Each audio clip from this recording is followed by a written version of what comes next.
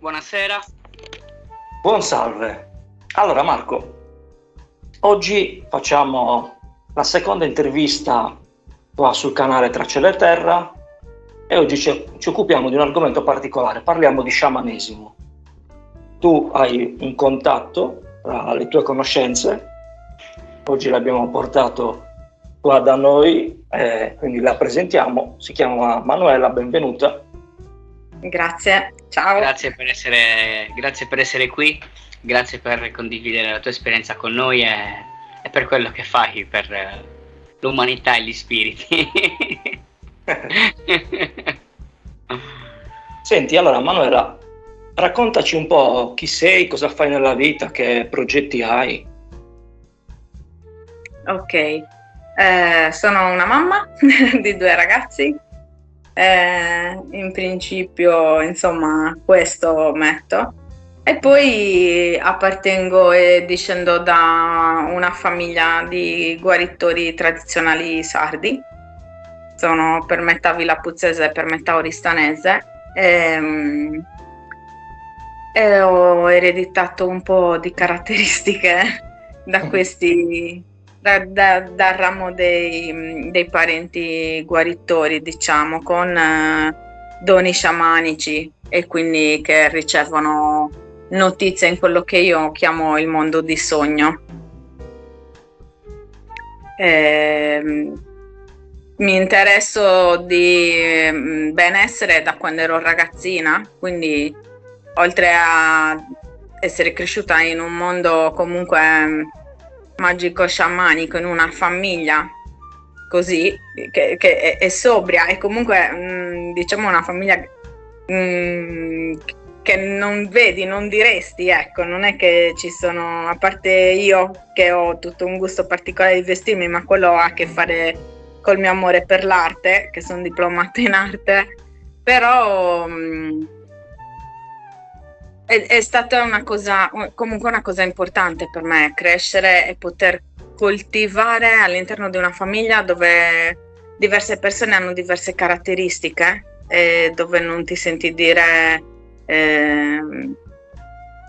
che le cose sono troppo strane, come le vedi, come le senti, no? Quindi insomma questa la chiusura completa del terzo occhio.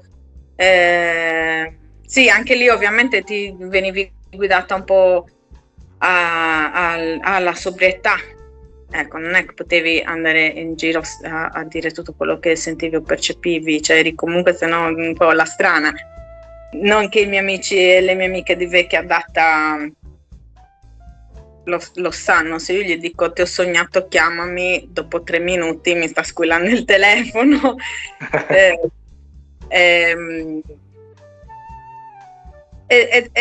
Mi sono sempre interessata dall'alimentazione e fitoterapia, e poi negli ultimi 15-20 anni, al di là di essermi sempre dichiarata animista e sciamanista quando ero ragazza, però era un'altra visione, era proprio come religione. Adesso lo sciamanesimo viene visto come pratiche sciamaniche, però lo sciamanesimo non è le pratiche sciamaniche, cioè è come se nelle altre culture il cristianesimo cattolico venisse visto semplicemente con il momento della comunione o quando danno la sacra unzione quando uno muore, cioè solo il rituale, senza tener conto di tutto un contesto socioculturale. È un po' così, ecco, come. E io invece dentro l'animismo e lo sciamanesimo ci sono da piccola. È solo che poi alle tecniche sciamaniche ci sono arrivata da grande, più o meno una ventina di anni fa,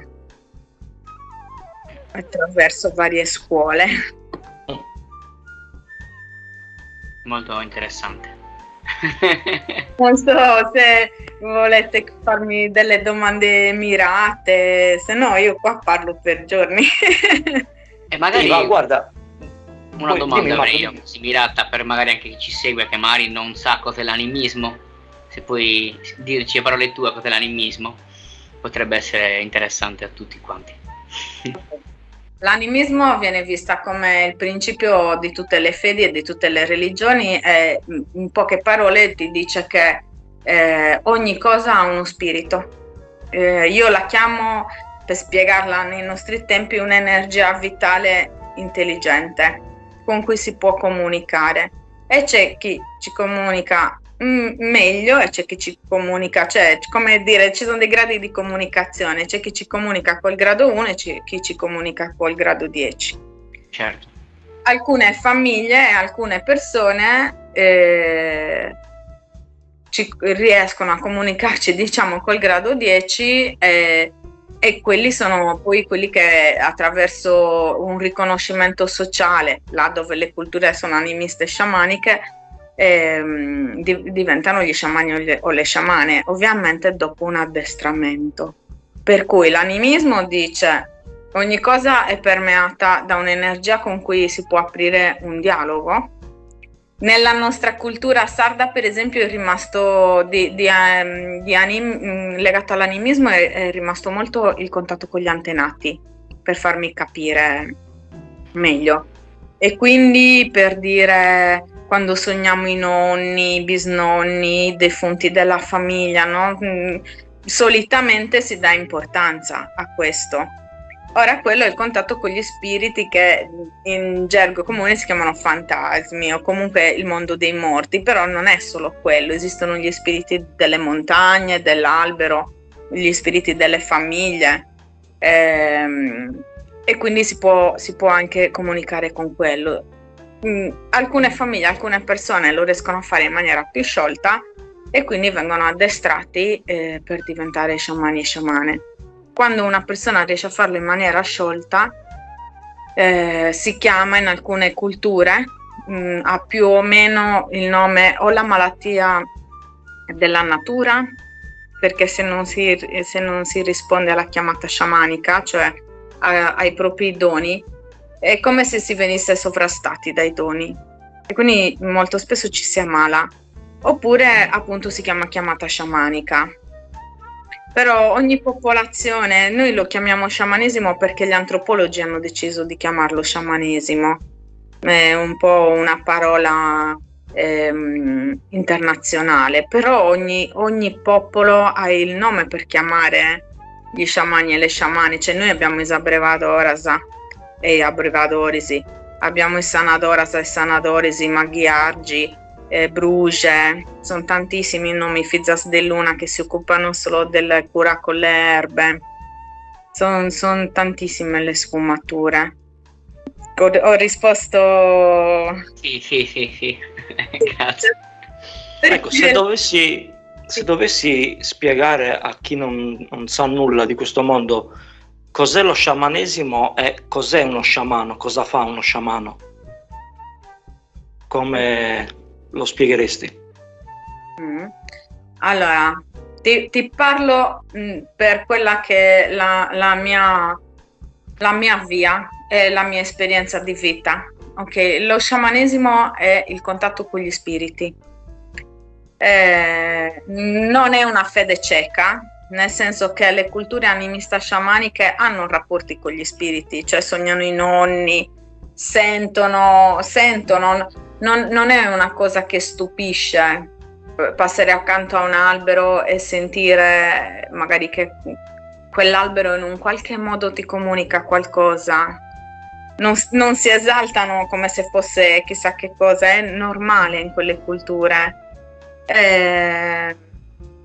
Io dico sempre che nasciamo tutti animisti e poi la cultura che abbiamo qua, occidentale, europea, chiude quei canali di sentire di quello che tutto è uno. Nelle culture sciamanico-animiste c'è perché cerco sempre di farlo capire facendo dei paralleli col cattolicesimo, no? Perché è quello che conosciamo di più. Che ne so, ora faccio per dire, il bravo cattolico si alza la mattina, magari dice una preghiera, va alla messa in certi giorni, particolari che non si possono mancare, va al catechismo, prende dei sacramenti. Nelle culture animiste sciamaniche ci sono delle cose che fanno tutti, tipo magari non tutte a stampino, faccio degli esempi, che ne so, alzarsi alla mattina, andare dove sono le foto degli antenati, offrire fumi che purificarsi, magari offrire ciotole di cibo agli antenati, magari uscire fuori, c'è la montagna, portare una ciotola di cibo allo spirito della montagna, fare l'orto e prima di fare l'orto fare una cerimonia madre terra, perché comunque tu con la zappa vai a tagliare la terra, e quindi per esempio Nadia Stepanova ci ha insegnato che loro prima di fare l'orto fanno la cerimonia madre terra, dove le dicono: guarda madre terra, perdonaci perché ora noi ti dobbiamo aprire con le zappe, ti facciamo male, però è per dar da mangiare alla famiglia. E le offrono zucchero, latte, burro, i loro prodotti.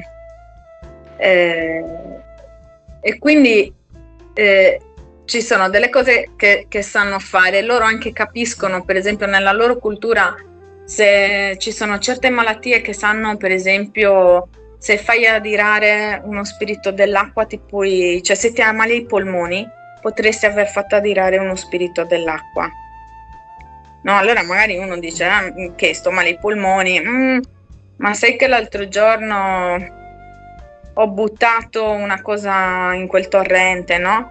E magari vanno e fanno il rituale per chiedere scusa allo spirito dell'acqua. Mm-hmm. O gli sfoghi sulla pelle sono offese allo spirito del fuoco e della casa. Il mal di testa sono offese agli spiriti delle montagne, per esempio. E quindi ci sono delle cose abbastanza normali che sanno tutti. E poi lo sciamano o la sciamana sono persone che riescono a dialogare in maniera più semplice e più duratura col mondo degli spiriti, e quindi a capire che cosa sta succedendo. E poi hanno doni dove riescono a percepire, a capire, e hanno anche sicuramente una prestanza fisica diversa dagli altri. Tenete presente che molto spesso in queste tribù, in queste società, si capisce che uno può avere la chiamata sciamanica anche sin da piccolino. Possono succedergli delle cose tipo una malattia gravissima di cui tutti gli altri sono morti e lui o lei no. Può essere una cosa tipo, per esempio, ci fu una bambina nella parte dell'est Europa che si era persa, mi sembra che è rimasta 4-5 giorni in mezzo al bosco, in Siberia, non mi ricordo dove. Cioè, quando l'hanno ritrovata viva, ho detto: vedrai che quasi sicuramente controlleranno se c'è il destino da sciamana, perché sopravvivere in mezzo ai lupi, gli orsi in Siberia per 5 giorni, una bimba non mi ricordo se aveva 3 anni, 5 anni, non è una cosa normale. No? No, certo. Sì, quindi ci sono, cioè, chi ha il destino di sciamana, comunque dentro una tribù che ha quella cultura è molto semplice, e per noi europei è difficile. Perché? Perché o qualcuno è finito dentro l'Inquisizione, dove non è arrivata l'Inquisizione c'è passata la psichiatria. E quindi c'è un appiattimento, no? Quindi ci sono tantissime delle nostre generazioni che si risvegliano coi doni e non sanno cosa farne, a volte non se ne accorgono e poi magari stanno male. Per esempio, una delle cose che faccio è quando qualcuno pensa di avere dei doni, li aiuto a prenderne il controllo, perché molti fanno tutti questi corsi per leggi meglio la mente della gente, amplifica le tue percezioni. Di solito, a seconda di come mi arrivano le persone che hanno i doni, io la prima cosa che gli insegno è a spegnerli. Vabbè. No? Giusto, Marco?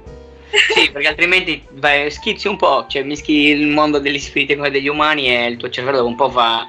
È come se si bruciasse i neuroni, non so come... Cioè ti esplode. Sì, è come se stai in una cena di famiglia 24 ore su 24, no? Con che parla. È come se usassi un computer sempre al massimo delle prestazioni, sempre in tiro, alla fine quel computer si rompe perché non ce la fa più, poverino. Sì. E poi comunque appunto cioè, quando appartieni a un lignaggio sciamanico, comunque quando il sentore c'è da piccoli, tenete presente che a volte nelle famiglie di sciamani e sciamane i nonni, gli zii sognano che sta per nascere qualcuno coi doni, può succedere anche questo, quindi già lo sanno. Mi capita spesso di fare l'esempio di Nadia Stepanova perché l'ho conosciuta, ci ho fatto qualche seminario con lei. Lei racconta, non mi ricordo se c'era, questo me l'ha detto solo a voce o se è scritto anche nel libro che parla di lei. Lei comunque racconta che lei è suo nonno, cioè la sua anima è anche quella che era l'anima del nonno, ma il nonno era ancora vivo quando lei è nata, però ha deciso di traslare dentro di lei e che sta continuando, insomma, che l'anima sua è anche quella del nonno, insomma, più o meno spiega questo nel sciamanismo, queste cose. Poi le culture sfumano, per carità, no? Le usanze, le cose, però ci sono moltissime cose in comune. E comunque diciamo che... Sì, stavi dicendo, scusa, ti ho interrotto. Sì, volevo tornare a questa cosa sul discorso del contatto con gli spiriti e che qualcuno dice che lo sciamanesimo ha a che fare con gli stati di estasi. Sì, però gli stati di estasi non sono per forza occhi ribaltati in bianco e gente che parla in greco e in aramaico, no? Cioè ci sono degli stati di estasi. No, perché sai, le persone se lo immaginano così, o solo che ti devi mangiare il fungo o bere l'ayahuasca, non è proprio così, cioè quello è lo stato di estasi attraverso uno strumento che è la pianta, ma ci sono stati di estasi che avvengono e anche quelli, una delle prime cose che insegno è a prenderne il controllo, perché non è semplice, perché c'è chi ha il compito, poi ogni sciamano ha la sua sfumatura funzionale, no? C'è quello che serve magari a lavorare, ci sono quelli che hanno le energie e il lignaggio e lavorano con l'acqua, ci sono quelli che magari lavorano e percepiscono meglio le piante, ci sono tante sfumature, ci sono quelli che io chiamo un po' i centralinisti, no? Che portano molta comunicazione tra il mondo degli spiriti e il mondo degli esseri umani. E quelli è molto importante che imparino a staccare. Sì, altrimenti hai sempre continue comunicazioni e vai fuori di testa. E quelli non si nota, cioè quando entrano in comunicazione, non è che per forza li vedi, cioè che lo so, gli cambia oppure gli cambia la voce, perché per esempio ci sono due stati di comunicazione col mondo dei sogni, col mondo degli spiriti.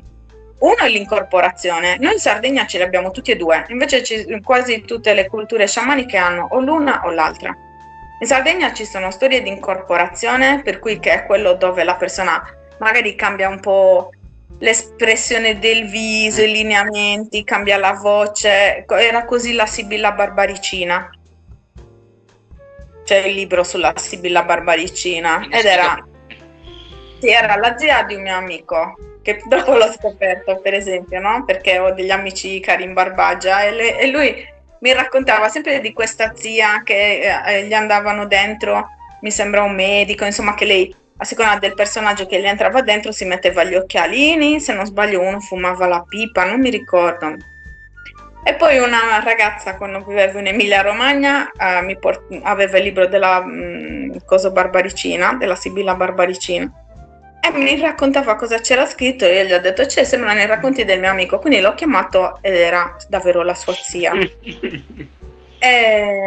Oppure c'è l'altro che invece tu senti, percepisci, ti arrivano i messaggi e li dici senza bisogno di incorporare. È molto più leggero quello come cosa. Sì. Direi.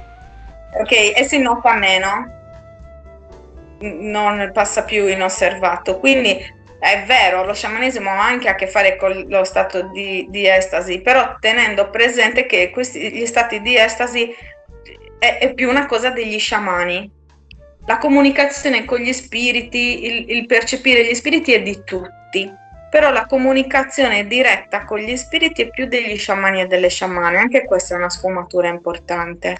Quindi diciamo che, riassumendo, possiamo dire che lo sciamanesimo è proprio un modo di vivere, è proprio un modo di vivere dove tu percepisci il mondo e percepisci il mondo anche nelle parti che a noi occidentali sembrano più astratte, inesistenti, chissà appartenenti a quale strano assetto o a quale dono paranormale, invece loro comunque tutti ascoltano in quel modo lì, solo che poi c'è lo sciamano che è, diciamo, lo specialista prescelto in un certo senso da un lignaggio familiare, poi dagli spiriti e quant'altro, che è proprio colui che gestisce e aiuta gli altri magari a comunicare meglio, può aiutarli a guarire, a comunicare con i pari parenti in maniera più rapida e funzionale, diciamo Perfetto.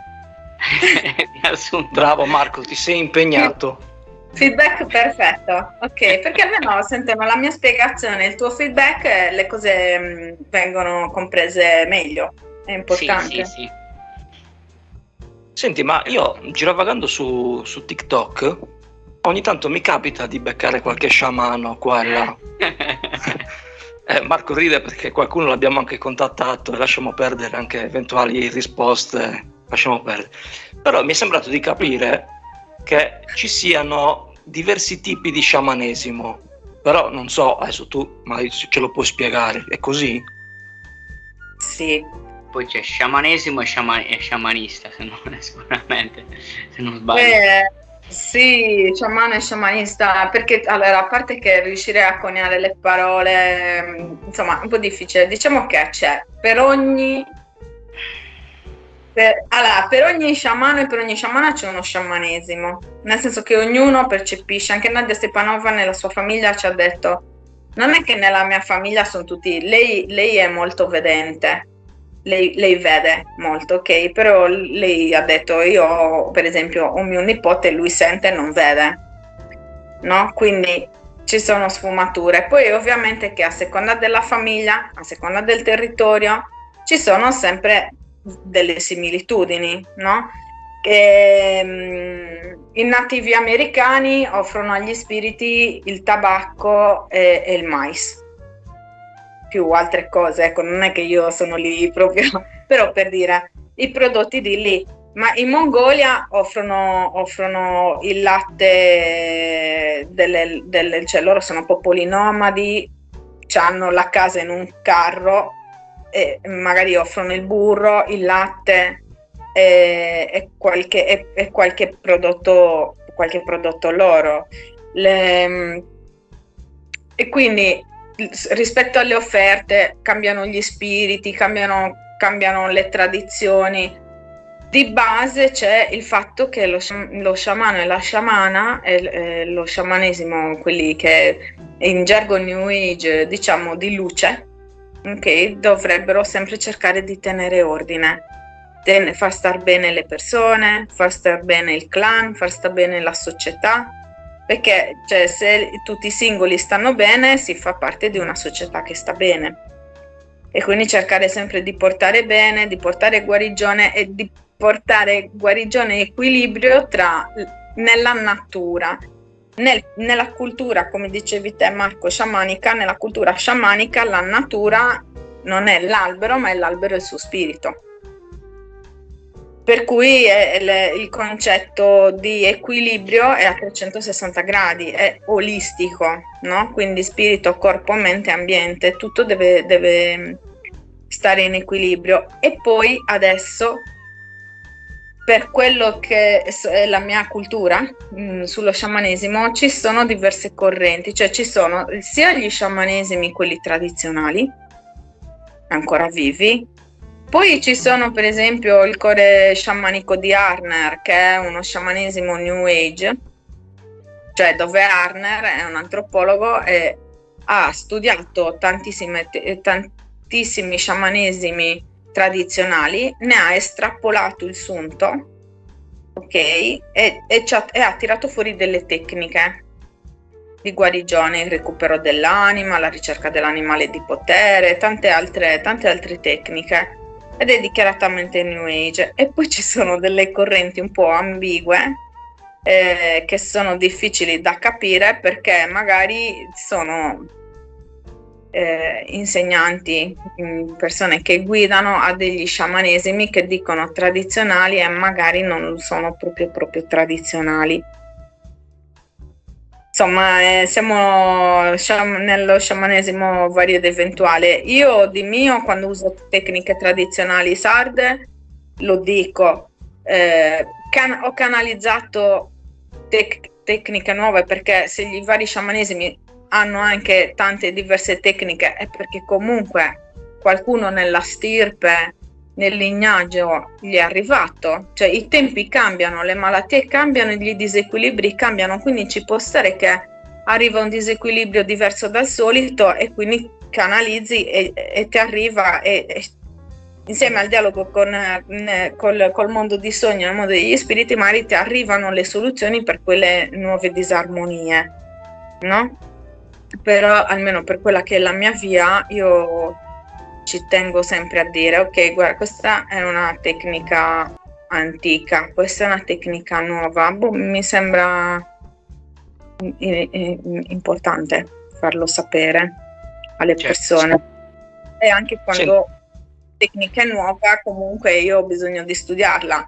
Io ho delle persone che mi seguono da anni, cioè con cui ho lavorato e lavoro, e a volte mi è capitato di dire: mi è arrivata una tecnica, chi la vuole provare? No? E quindi magari delle persone con cui ho già lavorato in passato, però ovviamente, cioè, sono lì col cellulare, questa tecnologia che ci portiamo sempre dietro, non è che magari gli faccio la tecnica oggi e gli dico vabbè, ci sentiamo tra una settimana. No, se provo la tecnica, non la provo su 20, perché se questa tecnica sconvolge 20 persone, voglio vedermi a seguire 20 persone, no? Per cui magari le faccio complicato.